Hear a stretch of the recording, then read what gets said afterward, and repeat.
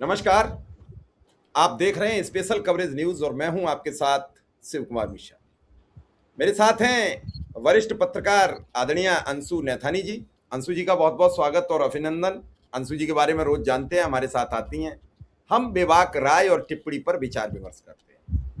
हमारे दूसरे साथी हैं श्रीनिवास जी। श्रीनिवास जी को आप टीवी डिजिटल में जमकर देखेंगे। टीवी से कुछ परहेज करते हैं क्योंकि अब टीवी पर बात कहने का मौका मिलता नहीं, तो फिर जाने का भी फायदा नहीं। इस समय सुप्रीम कोर्ट में अधिवक्ता के तौर पर काम कर रहे हैं और बेहतरीन विश्लेषण करते हैं। श्रीनिवास जी का बहुत बहुत स्वागत, बहुत बहुत अभिनंदन। दरअसल आज हुआ ऐसा है कि चंदा चुरा लिया गया संसद के परिसर से। अभी तक तो आपने सुना कि राम मंदिर से चुराया गया, लेकिन संसद के परिसर से सांसदों ने चंदा इकट्ठा किया। एक सांसद लेके भाग गया बक्सा। सांसद आगे आगे, पीछे पीछे दूसरे सांसद। राहुल गांधी दौड़े, पकड़ा गया है। पकड़ने के बाद क्या हुआ वो वीडियो भी दिखाएंगे। ये सब सच में ऐसा राम मंदिर में हुआ है तो फिर इस देश का सबसे बड़ा गुनहगार कौन होगा? प्रभु श्री राम को उंगली पकड़कर ले जाने वाले प्रधानमंत्री चुप हैं। मंदिर का उद्घाटन, मंदिर का शिलान्यास करने वाले, हिंदू राष्ट्र की परिकल्पना लेकर चलने वाले आरएसएस के प्रमुख मोहन भागवत चुप हैं। योगी आदित्यनाथ तो कुछ बोल ही नहीं रहे हैं। कभी एसआईटी गठित कर देते हैं, कभी कुछ गठित कर देते हैं, क्योंकि वो ये चाह रहे हैं ये सारा पाप मोदी जी के सर पर फूट जाए, मेरे प्रधानमंत्री बनने का रास्ता खुल जाए। ये सब अपने अपने हिसाब से लगे हुए हैं कि कैसे किसको गोलमोल घुमाया जाए, लेकिन क्या जनता की फिक्र है किसी को? जिन्होंने करोड़ों चंदा दिए वो तो शिल्प मांगने आ गए, लेकिन जो 5 रुपया देके गया था वो तो आज तक नहीं पूछ पा रहा कि मेरा 5 रुपया शराब पी गई, कि मेरे 5 रुपया से बीजेपी का कार्यालय बना, कि मेरे 5 रुपया से भाजपा ने सांसद खरीद लिए, कि मेरे 5 रुपया से मोदी ने विदेश यात्रा कर ली, कि मेरे 5 रुपया से भाजपा दिन और रात झूठ बोलकर ये जो जनता में नैरेटिव बनाती है, मीडिया को देती है, उसमें दे दिए गए। वो तो पूछ भी नहीं पा रहा है। और यही इस देश का दुर्भाग्य है कि 80 करोड़ लोगों को राशन देकर प्रधानमंत्री जी अपनी एक बड़ी भूमिका मानते हैं। ये नहीं कहा कि मैंने 80 करोड़ लोगों को गरीबी रेखा से निकाल के ऊपर बिठा दिया है। वो कभी ये नहीं कहते कि मनमोहन सिंह सरकार पर हम पर कर्ज 55,000 रुपया पर हेड था, जो अब 2,25,000 रुपया हो गया। क्यों? कोई सवाल नहीं। लेकिन चूंकि मुद्दा दूसरी तरफ हो जाएगा, मैं पहले अंशु जी और श्रीनिवास जी एक वीडियो दिखाऊंगा, फिर हम आपसे चर्चा करेंगे।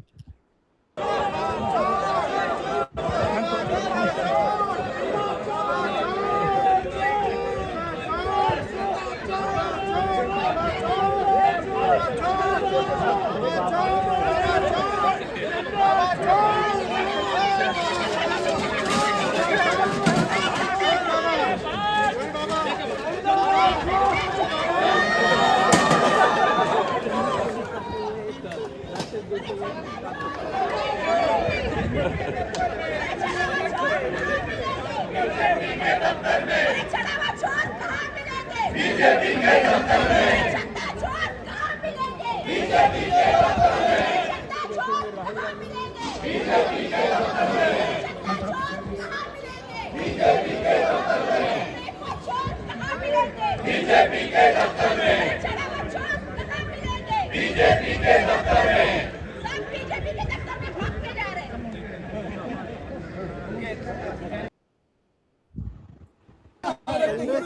देना पड़ेगा। चोर पकड़ लिया गया है।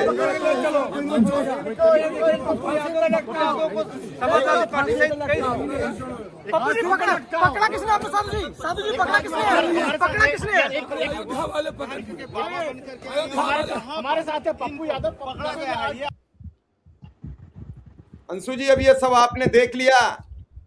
पहली टिप्पणी श्रीनिवास जी से लेंगे कि आखिर ये सब करने की जरूरत क्यों पड़ी? वोट लगा था, अमित शाह गायब क्यों?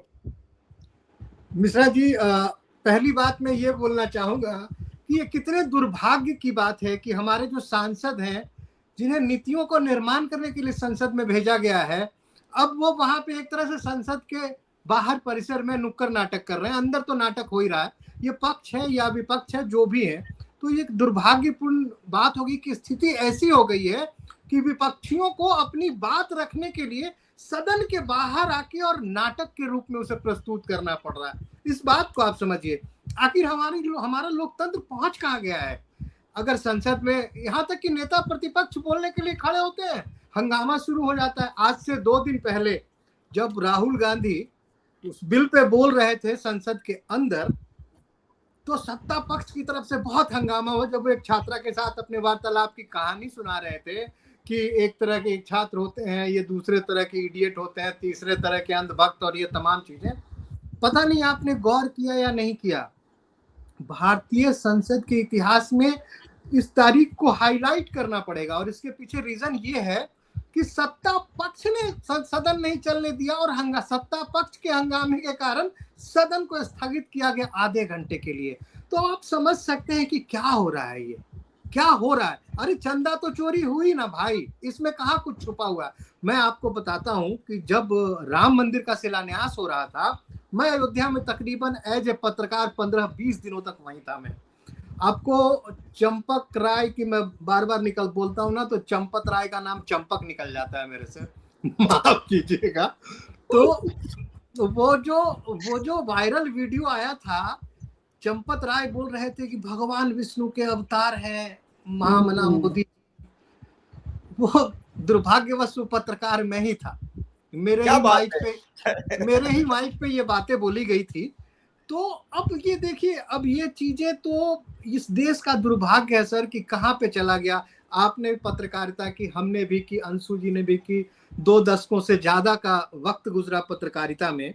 लेकिन पहले क्या होता था ना, 2014 के आगे की बात है, ऐसा नहीं है कि पत्रकारों को फ्री हैंड ऑलवेज था, आपको दबाया हर वक्त जाता था, तरीका अलग होता था, या कहते हैं सॉफ्ट होता था। मान लीजिए आपने कोई खबर सरकार के खिलाफ चलाई और आप कांग्रेस दफ्तर में बैठे होते थे, तो कोई एक बड़ा सा नेता घूमता हुआ आता था, वो आप दिख गए, नजरें मिल गई, हेलो बोला, बुलाया आपको, कहा अरे यार देख लिया करो, ये तरीका होता था। अब दूसरी चीजें मैं बताता हूँ, सुप्रीम कोर्ट के अंदर उस वक्त मैं पत्रकार था, किसी इशू पे मुझे एक बाइट लेनी थी, किससे, सुधांशु त्रिवेदी जैसे नेता से, स्पोक्स पर्सन थे, तो मुझे एक बाइट लेनी थी। तो एक सवाल मैंने पूछा, उसका जवाब दिया सुधांशु त्रिवेदी ने। जैसे ही मैंने उसके जवाब से काउंटर सवाल पूछा, तो जवाब में ये था, अरे कल आपके चैनल के मालिक से बात हुई। अरे ये क्या बता रहे हो तुम, या मतलब सीधा सीधा आप दबाव दे रहे हो कि भैया औकात में रहो, नहीं तो मालिक से कह के रास्ता दिखवा दूंगा।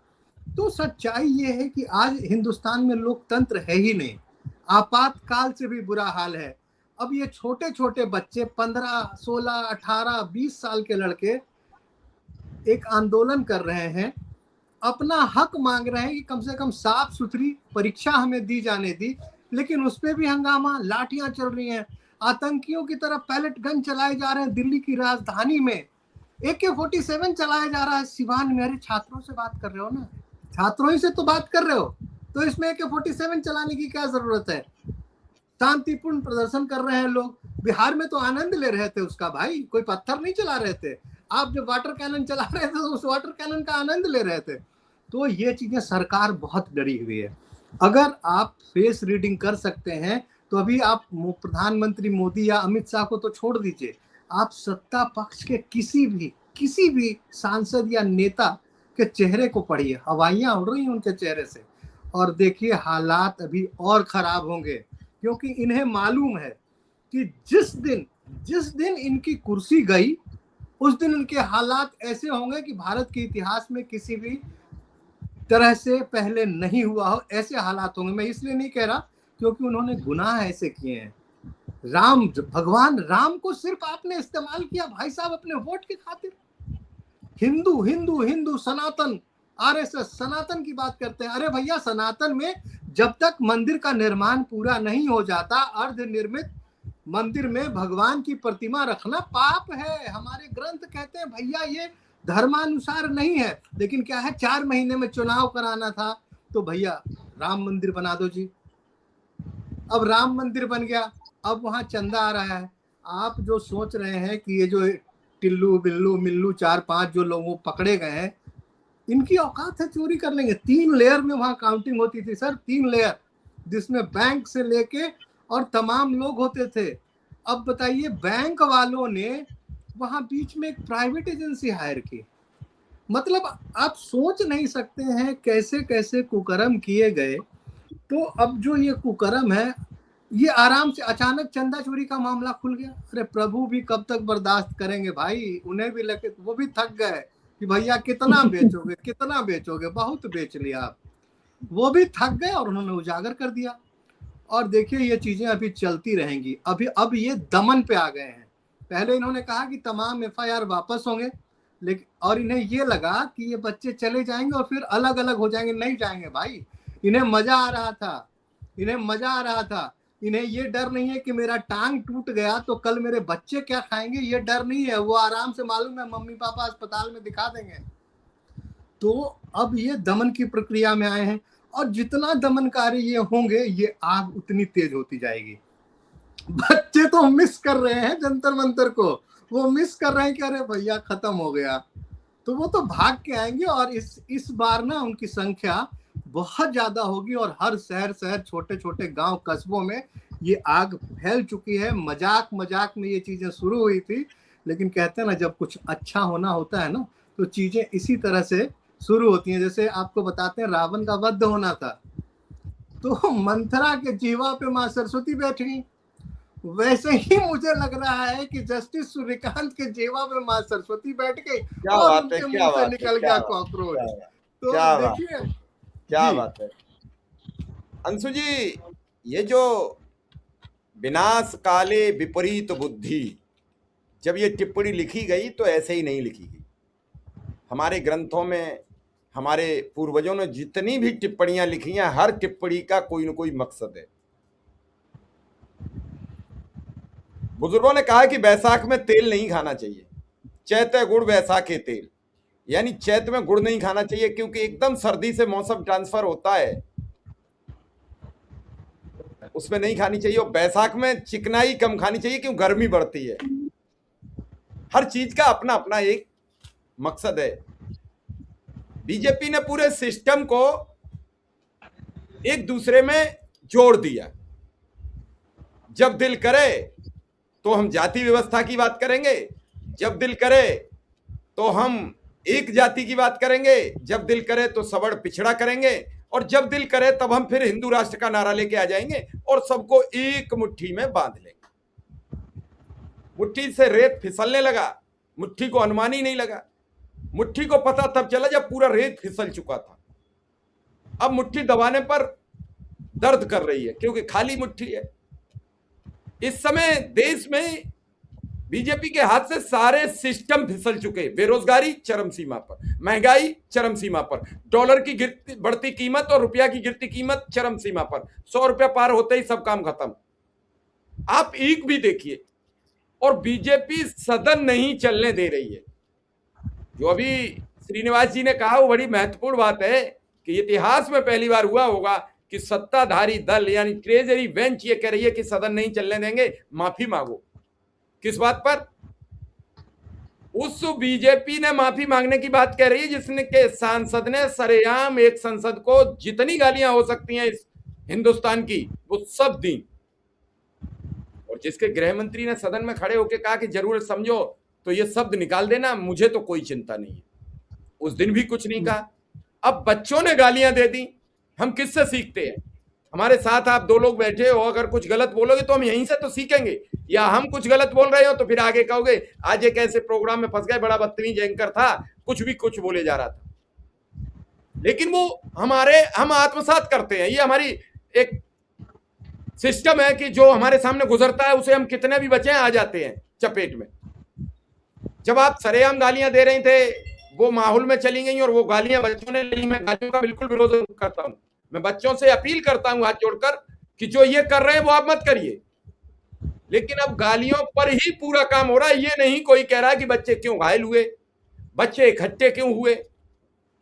प्रधानमंत्री जी कल फिर 12 बजे आ गए, अब ये नया शौक और चढ़ गया रात 12 बजे आने का। भाई संसद में क्यों नहीं जा रही है? चंदा चोरी का कृत्य करना पड़ रहा है, क्यों करना पड़ा अंशु जी? मेरा बस सवाल इतना है कि संसद में जाओ और इसकी सफाई दो।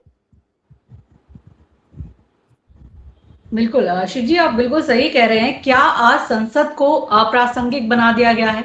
संसद में जो सवाल उठाए जाते हैं उनके जवाब मिलते नहीं हैं। मतलब इतना अहंकार है इस सरकार को कि प्रधानमंत्री और गृह मंत्री संसद में आते नहीं हैं। संसद परिसर में भी मौजूद रहकर वो हाउस के अंदर नहीं आते हैं कि वो जवाब नहीं देना चाहते। उनको लगता है कि इस जनता को जवाब देना कोई इतनी बड़ी बात नहीं है। हम जिस मंच से चाहेंगे, जहां हमें सुविधाजनक लगेगा, हम जैसा बोलना चाहेंगे, हम वैसा कर देंगे। जनता जो कह रही है उसे अपने हाल पर छोड़ दिया जाए। ये बच्चे क्या मांग कर रहे थे? जवाबदेही की मांग कर रहे थे। इनका कहना था कि आप परीक्षा प्रणाली में सुधार कीजिए कि पेपर लीक ना हो, और ये कानून बनाकर लेकर के आए। ये श्रीनिवास जी ज्यादा अच्छा बताएंगे, ये वकील है। ये कानून ऐसा लाए जिसमें बताया गया कि पेपर लीक हो जाएगा तो हम क्या सजा देंगे, कितना गुना हमने जुर्माना बढ़ा दिया है, क्या सजाओं का प्रावधान रहेगा। यानी पेपर लीक आपके पास रुकवाने का कोई लीक पे मैं आपको बस 2 सेकंड के लिए रोकूंगा। हाँ, कि ये जो एनटीए की स्थापना हुई थी ना, national testing agency, supreme court के निर्देश पे हुआ था, और अगले सुबह ये फैसला आना था, लेकिन उससे एक दिन पहले ही जजमेंट की कॉपी लीक हो गई थी। अब आप कंटिन्यू कीजिए। तो ये तो लीक से स्टार्ट ही हुआ पूरा एनटीए। यही मतलब सब कुछ इनका लीक कर रहा है, तो और ये लीक नहीं रोक पा रहे हैं, कुछ भी कर ले। और ये बता रहे हैं कि लीक तो होगा ही होगा, लेकिन भाई लीक होगा तो हम 10 करोड़ का जुर्माना लगा देंगे, ये प्रावधान, ये 10 साल की सजा। यानी जो 6 एजेंडा की मांग थी सीजेपी की और बाकी युवाओं की कि आप पूरी तरीके से परीक्षा प्रणाली में आमूलचूल परिवर्तन कीजिए, एनटीए को एक तरीके से भंग कीजिए, वहीं से गड़बड़ी होकर शुरू आ रही है। ये कोचिंग व्यवस्था और जिस तरह की परीक्षा की व्यवस्था है उसमें पूरा सुधार कीजिए, उसके ऊपर कोई जवाब नहीं। मैंने आपको पहले भी कहा था, ऐसा ही कानून इन्होंने गुजरात में बनाया था और उसके बाद से वहां पर 35 परीक्षाएं लीक हुई हैं और 201 वहां पर दोषी हुए, कन्विक्ट हुए, लेकिन सजा किसी को नहीं मिली। तो ये वैसा ही कानून है और इससे छात्र नाराज हैं तो उनकी नाराजगी जाहिर है। और ये अहंकारी सरकार, इसको लगता है कि हमने जो बोल दिया वो लास्ट वर्ड है, उसके बाद किसी को कोई सवाल नहीं करना चाहिए। इसलिए आज इन्होंने संसद का मजाक बना दिया है। श्रीनिवास जी बिल्कुल सही कह रहे थे कि ये बहुत बड़ा दुर्भाग्य है कि संसद में ना कोई किसी को सुन रहा है, ना कोई किसी को जवाब दे रहा है। अपने अपने प्लेटफॉर्म, अपनी अपनी सुविधा के चुन के वो जनता को संबोधित कर रहे हैं। मोदी जी को अब शौक चढ़ गया है रील बनाने का। उनको लगता है कि जनजी से संवाद करना है तो रील बना ली जाए, लेकिन वो संवाद उनका नहीं हो पा रहा। उसके बदले उनको और हजारों मीम और रील झेलनी पड़ रही है। जिन गृह मंत्री पर जिम्मेदारी है कि आपने पैलेट गन क्यों चलाई, छात्रों के ऊपर बर्बरता क्यों की, उनको अपनी कोई जवाबदेही नहीं लेनी है, नहीं वो कोई जवाब देने आ रहे हैं। नेता विपक्ष जब बात करते हैं उनको बात नहीं करने दी जाती। इसी सब के बीच राम मंदिर चढ़ावा चोरी मामला, इसे कोई लोग भूल ना जाएं, ये भी बहुत महत्वपूर्ण है। आज जो विपक्ष ने किया, मैं तो कहूंगी कि शायद जेनजी से इन्होंने ये क्रिएटिविटी उधार ली, लेकिन अच्छा किया, बहुत अच्छा किया। जब देश की जनता इस तरीके से पोस्टर से, मीम से और से समझ रही है तो वो देख लेगी कि हमें संसद में नहीं बोलने दिया जा रहा, तो हम बाहर दिखा रहे हैं कि भाई ये चढ़ावे की चोरी कैसे हुई। और आप मत भूलिए इसको, जिसके नाम पर ये लोग वोट मांगते हैं, जिसके नाम पर इनकी पूरी राजनीति है, जिसके नाम पर आपको गुमराह करते ये आए हैं, आप इस मुद्दे को मत छोड़िए। किसी भी तरह चढ़ावा चोरी के मुद्दे को नहीं छोड़ा जाना चाहिए और विपक्ष को इसे लगातार उठाना चाहिए पूरी सीरियसनेस के साथ। ये तो नाटक जो हुआ वो ठीक है, एक बताने का जरिया तरीका है, लेकिन इसे बिल्कुल छोड़ा नहीं जाना चाहिए, क्योंकि इसी पर प्रहार करेंगे तो आप इनके पूरे इकोसिस्टम पर प्रहार करेंगे जो आरएसएस से शुरू होता है। क्या किया इन्होंने मंदिर मामले में? क्या सजा दे दी? क्या कुछ किया? आज भी मंदिर का जो सारा कारोबार है किसके पास है? संघ के ही पास है। 1-2 लोगों का दिखाने के लिए इस्तीफा ले लिया, लेकिन उनके खिलाफ कोई ऐसी कड़ी कार्रवाई नहीं की है।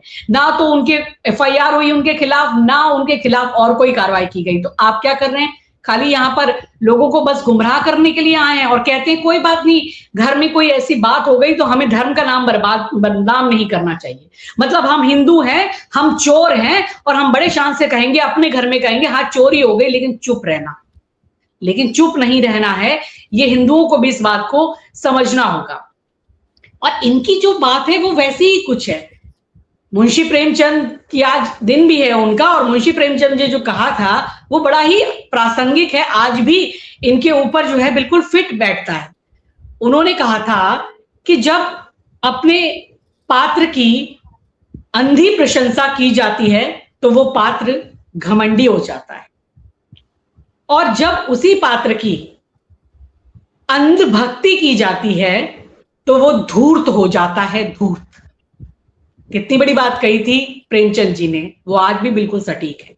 तो ये अंध भक्ति और ये अंध प्रशंसा मिला करके किसको जन्म दिया? एक घमंडी धूर्त सरकार जो चल रही है, जो सोचती है इसी दम पर, इसी नैरेटिव के दम पर, इसी तरह रीले बना के, और अब जब इन्होंने अपना पूरा जो मीडिया है, अब तो उनको मालूम है टीवी चैनलों को तो कोई नहीं देख रहा, उनको भी उतार दिया उन्होंने ये रीले बनाने पर, और बच्चों को ये उनसे बढ़ के गालियां दे रहे हैं। मतलब बच्चों पे आरोप लगाए जा रहे हैं, आपने गालियां दी, आप गटर जनरेशन। भाई इनकी जो बोल रही हैं सांसद, जो अभिनेत्री हैं बड़ी जानी मानी कंगना रनौत जी, इस जनरेशन को कि आप गटर जनरेशन हो और आप होम मेकर नहीं हो सकते, आप शराब पीते हो। अब जरा उनके कितने कितने वीडियो उनके साथ मेरा व्यक्तिगत अनुभव भी है, वो मैं सुनाऊंगा आपके बाद। हाँ जरूर सुनाइए। मैं बिल्कुल जल्दी आपसे सवाल करूंगा, अंशु जी बात पूरी कीजिए। हाँ, बस मेरा यही कहने का मतलब है कि अब उल्टा उन बच्चों को कि तुम गाली दे रहे हो, ये बोलने के लिए उनको और 50 गालियां सुनाई जा रही है। यानी इनकी बात यह है कि हम बाज नहीं आएंगे। लेकिन आपने जो बिल्कुल सही कहा, ये कॉकरोच और ये युवा बेकरार है जंतर मंतर पे आने के लिए, और इस बार किसी भी नाटक नौटंकी और किसी आपकी इन फिजूल की चीजों से ये भ्रम में आने वाले नहीं है, यही मुझे कहना है। श्रीनिवास जी। जी सर। संसद नियम कानून जनता के हित के कामों के लिए बनाए गए। इस देश का दुर्भाग्य है कि एक वर्ष में मुश्किल से 70 से 80 दिन ये संसद चलता है, जबकि आप यूएस में देखिए, यूके में देखिए, अन्य देशों में देखिए, वहां हर सप्ताह में 3 दिन चलता है मिनिमम, मैक्सिमम कितना भी हो सकता है। और इमरजेंसी में तो आप सप्ताह के किसी दिन बुला सकते हैं जनहित की बात के लिए। हमारे यहाँ जो चलता है उसमें भी प्रधानमंत्री और गृह मंत्री या रक्षा मंत्री, शिक्षा मंत्री, मतलब जो कैबिनेट मिनिस्टर है वो सदन में रहे न रहे, उन पर कोई पाबंदी नहीं है। लेकिन जब शाम को एक सूची जारी होती है कि आज कौन कौन थे, तो हस्ताक्षर सबके होते हैं, यानी उसके लाभार्थी की सूची में सब सम्मिलित हैं, क्योंकि वो अनाउंस, भत्ते, दैनिक खर्चे वो सब मिलते हैं। फिर संसद जाने में क्या दिक्कत? बात किसी एक की नहीं है, मैं पक्ष विपक्ष दोनों की कह रहा हूं। भाई आप राम मंदिर चढ़ावा चोरी पर जो ये कृत्य हो रहा है, ये जो नाट्य नुक्कड़ नाटक किया जा रहा है, ये क्या करने की जरूरत है इन्हें? मैं इनका भी विरोध करता हूं। अरे आप खड़े हो जाओ संसद भवन में और मजबूर कर दो सरकार को, लेकिन मजबूर हो तब तो कोई, ये तो मजबूर करते करते भी थक गए, ये मजबूर होकर खुद चले आते, क्या करें? देखिए शिव जी, अभी जो हो रहा है ना, पहले की जो राजनीति होती थी उसमें खास करके राजनीतिज्ञों के बीच अपेरेंटली आप सामने से एज ए पक्ष विपक्ष, सत्ता पक्ष विपक्ष एक दूसरे पे वॉर करते थे, लेकिन व्यक्तिगत रूप से हमला नहीं होता था। उस वक्त ईडी सीबीआई सीधा विपक्ष के घर में नहीं घुस जाती थी, रास्ता कुछ दूसरा होता था। तो कह सकते हैं कि अभी इस वक्त जो लोकतंत्र है ना, अगर सच माना जाए तो हिंदुस्तान में अभी लोकतंत्र नहीं है। मैं बार बार बोल रहा हूं, नहीं है। क्यों नहीं है? मीडिया का गला दबा दिया गया, विपक्ष को नहीं बोलने दिया जा रहा, यही तो तानाशाही होती है। और तानाशाही होती क्या है बताइए? बच्चों को पीटा जा रहा है, और तानाशाही होती क्या है? यही होता है ना, अपना जब फायदा, जिस तरह से फायदा निकले, क्योंकि ये सरकार जानती है कि हमने इतने पाप किए हैं, राम जी के नाम को बदनाम करने से लेके और बच्चों को आत्महत्या तक मजबूर करने का जो पाप किया है इन्होंने। आप पाप करते हैं ना, तो दूसरों को मालूम हो ना हो, अपना पाप हर इंसान को मालूम होता है, और उस पाप की सजा भी सबको मालूम होती है।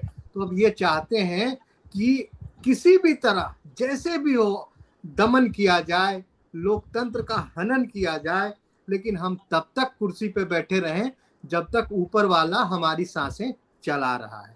तो ये सब कुछ करेंगे। मान लीजिए इस तरह की चीजें होती रहेंगी। और अभी भी विपक्ष का क्या कहना, विपक्ष तो देखिए ना, खुद में जब मौका आता है तो ये भटकने लगते हैं, जब मौका आता है भटकने लगते हैं। ये इनमें भी कुर्सी की चाह जो है ना इतनी गंदी है।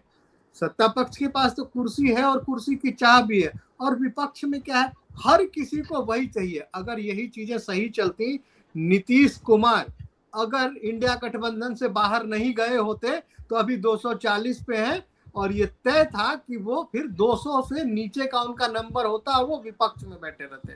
चलिए इसको हटाते हैं, बात करते हैं। मुझे तो पता नहीं, बच्चों पे ही बार बार मेरा ध्यान आता है।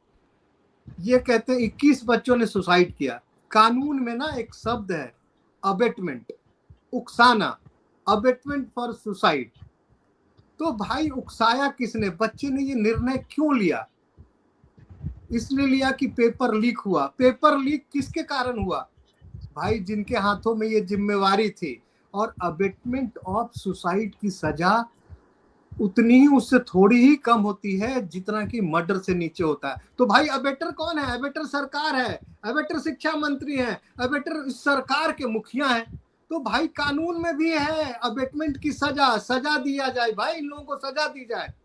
लेकिन क्या है कि ऐसा कुछ नहीं होगा, ऐसा कुछ नहीं होगा। बेशर्मों की तरह इनके नेता, जिनकी कोई औकात नहीं है, सड़क छाप से भी नीचे कंगना रनौत, ये उन्हें बोलेगी गटर छाप, जिनकी तमाम वीडियोस, तमाम कहानियां ये सिखाती हैं हमें संस्कार, जो कि खुद 17 साल के होके और 60 साल के महेश भट्ट, 37 साल के आदित्य पंचोली, इनके साथ ये लिव इन रिलेशन। और ये मैं नहीं बोल रहा, उन्होंने खुद अपने आप एक्सेप्ट किया इन चीजों को।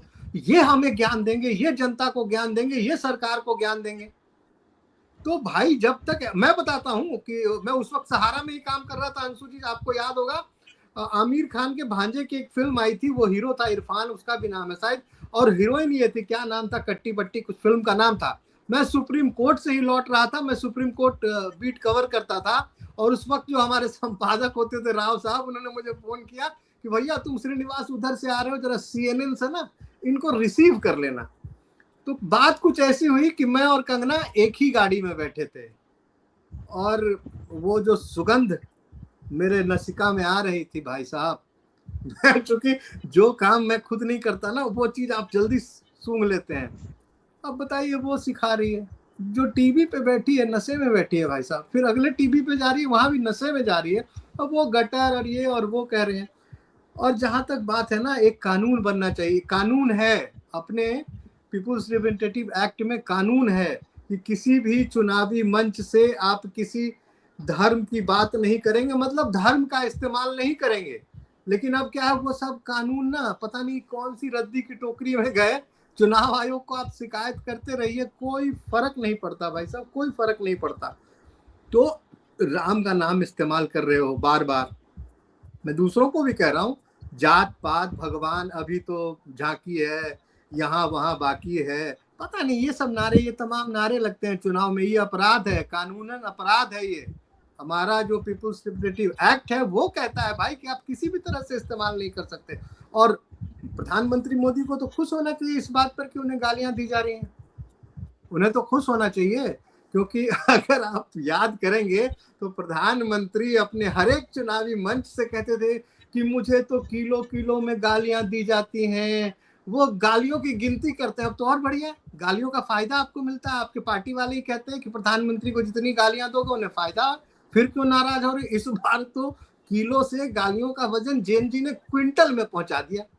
अब तो और प्रसन्न होना चाहिए आपको, भत्ताएं बढ़ा देनी चाहिए, बच्चों के लिए स्कॉलरशिप अनाउंस कर देना चाहिए। तो सबसे बड़ी बात है कि जो हमारा आपने बात, नहीं बिल्कुल आप ठीक है जी जी, बात पूरी आपने जो अमेरिका और तमाम जगह का उदाहरण दिया, तो हमारे हिंदुस्तान में, मैं ये सिर्फ इस सरकार को नहीं कहूंगा, जब से हमारा देश आजाद हुआ और हम लोकतांत्रिक व्यवस्था में आए ना, हम उसी वक्त से गलत पटरी पे चले गए थे। जात पात की राजनीति कोई नई नहीं थी, धर्म की राजनीति कोई नई नहीं थी, जनसंघ आज नहीं बना था, RSS आज नहीं बना है, हम उसी राजनीति पर चले गए।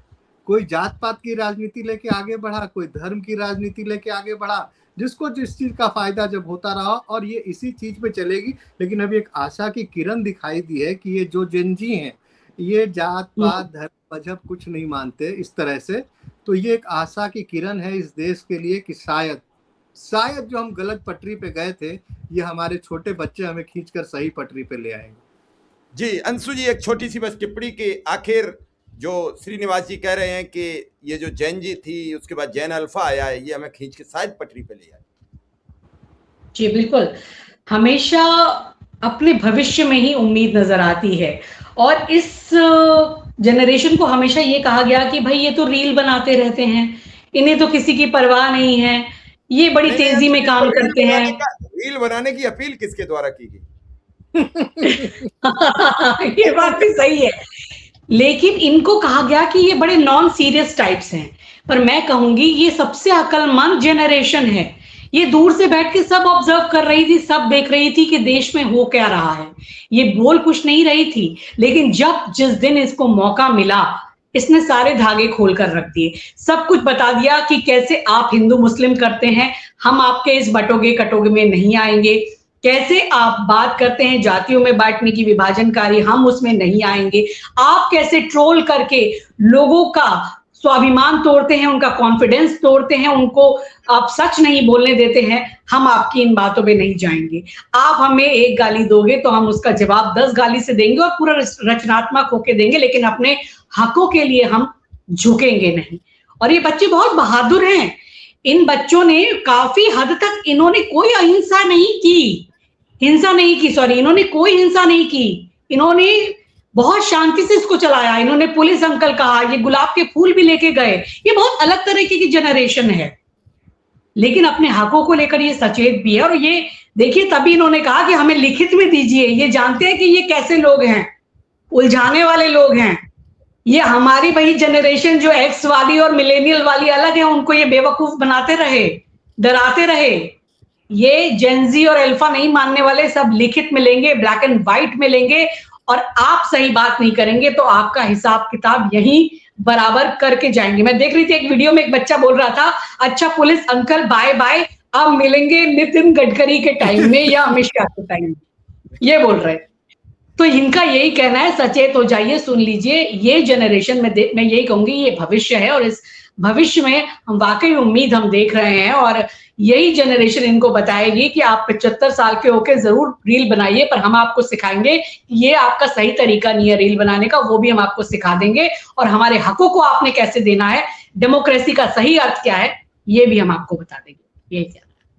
चलिए अंशु जी, आपने और श्रीनिवास जी ने समय दिया, इसके लिए आप दोनों का बहुत बहुत आभार और धन्यवाद। और दर्शकों से बस यही कहूंगा कि इस तरीके की खबरों को आगे प्रोत्साहित करते रहिए, लोगों को सच से अवगत कराते रहिए।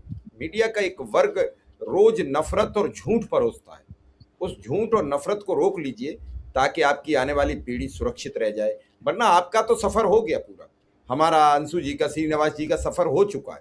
अब हम केवल अपनी रास्ता खींच रहे हैं, जिम्मेदारियों के बोझ के तले दबे अपनी गाड़ी को लगातार खींच रहे हैं। काश ये दौर उन बच्चों को न झेलना पड़े कि उन्हें भी अपनी जीवन की गाड़ी हमारी तरीके से ही खींचनी पड़े, क्योंकि सरकार में सबका पांव समाहित होता है और सरकार चाहे तो एक बेहतरीन जिंदगी दे सकती है, हमारे अड़ोस पड़ोस के देश देते हैं।